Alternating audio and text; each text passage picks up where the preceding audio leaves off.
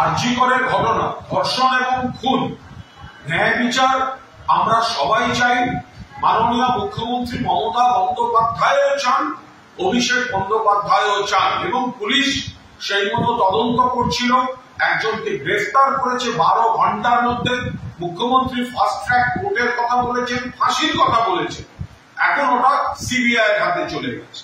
তো মুখ্যমন্ত্রীও বলেছিলেন সিবিআই এর হাতে দিলে কোনো আপত্তি নেই, কিন্তু মাননীয় সাংসদ সুখেন্দু শেখর রায় তার পোস্টে যেভাবে পুলিশ কমিশনারের গ্রেফতার দাবি করেছেন, পুলিশ কমিশনারকে কাস্টোডিয়াল ইন্টারোগেশন অর্থাৎ সিবিআই পুলিশ কমিশনারকে গ্রেফতার করুক এবং জেরা করুক, এই দাবির তীব্র বিরোধিতা করছি। কারণ পুলিশ কমিশনার বিনীত গোয়েল তিনি সংবাদ পাওয়ার পর, খবরটা পাওয়ার পর দ্রুততার সঙ্গে যথাযথ ব্যবস্থা নিয়েছেন, পদক্ষেপ নিয়েছেন, এবং সেইখানে 12 ঘন্টার মধ্যে গ্রেফতার হয়েছে।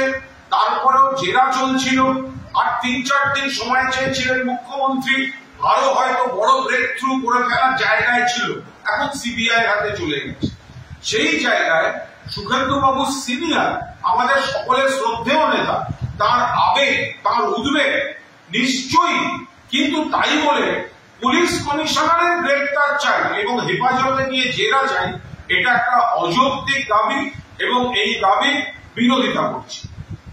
देखिए, ये आरजीकर केस, ये rape to murder, we also demand justice. Mamata Banerjee, Honorable Chief Minister, she also demands justice. लेकिन आज Honorable MP सुखेंदु शेखर राय जी जो ट्वीट किया, पुलिस कमिश्नर को कस्टोडियल इंटरोगेशन चाहिए, ये जो डिमांड है इसको हम अपोज कर रहे हैं, क्योंकि after getting information honourable CP Vineet Goyal, he has done his best within 12 hours. An accused has been arrested, गिरफ्तार हो गया और इंटरोगेशन चल रहे थे।